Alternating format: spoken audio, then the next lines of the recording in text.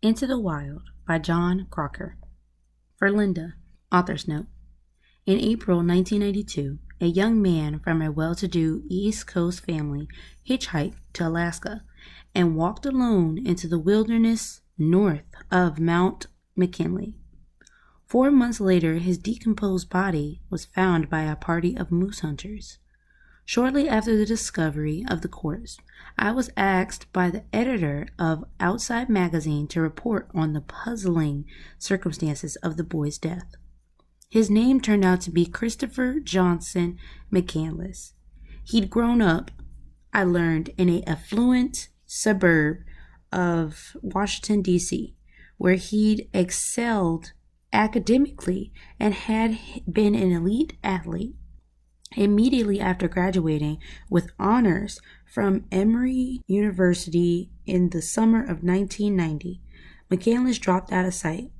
He changed his name, gave the entire balance of $24,000 savings account to charity, abandoned his car and most of his possessions, burned all of the cash in his wallet, and then he invented a new life for himself, taking up residence at the ragged margin of our society, wandering across North America in search of raw, transcendent experience.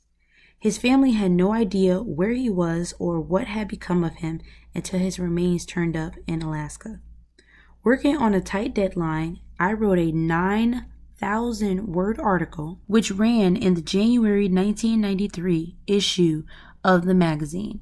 But my fascination with McCandless remained long after that issue of Outside was replaced on the newsstand by more current journalistic flair. I was haunted by the particulars of the boy's starvation and by vague, unsettling parallels between events in his life and those in my own. Unwilling to let McCandless go, I spent more than a year retracing the convoluted path that led to his death in the Alaska taiga, chasing down details of his peregrinations with an interest that bordered on obsession.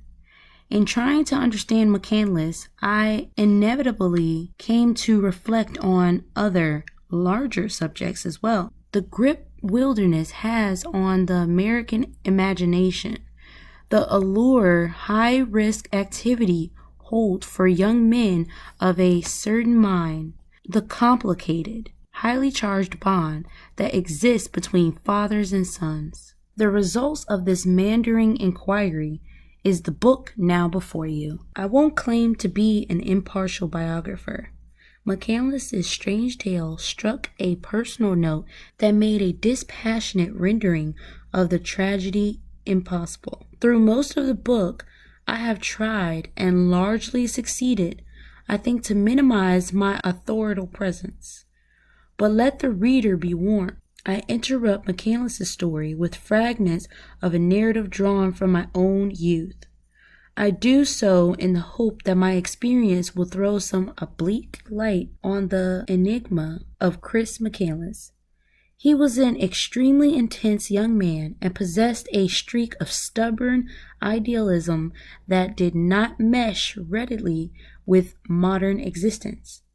Long captivated by the writing of Leo Tolstoy, McCandless particularly admired how the great novelist had forsaken a life of wealth and privilege to wander among the destitute. In college, McCandless began emulating Tolstoy's asceticism and moral rigor to a degree that first astonished and then alarmed those who were close to him. When the boy headed off into the Alaska bush, he entertained no illusion that he was trekking into a land of milk and honey.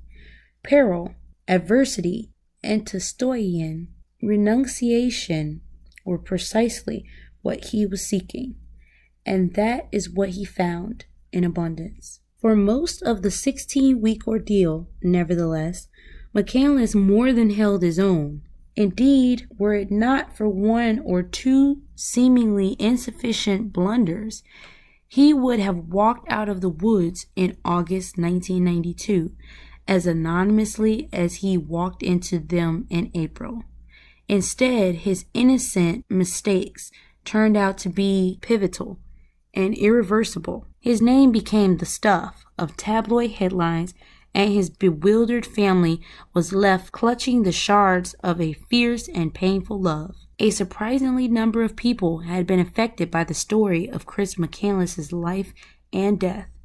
In the weeks and months following the publications of the article in Outside, it generated more mail than any other article in the magazine's history. This correspondence, as one might expect, reflected sharply divergent points of view. Some readers admired the boy immensely for his courage and noble ideals. Others fulminated that he was a reckless idiot, a wacko, a narcissist who perished out of arrogance and stupidity and was undeserving of the considerable media attention he received.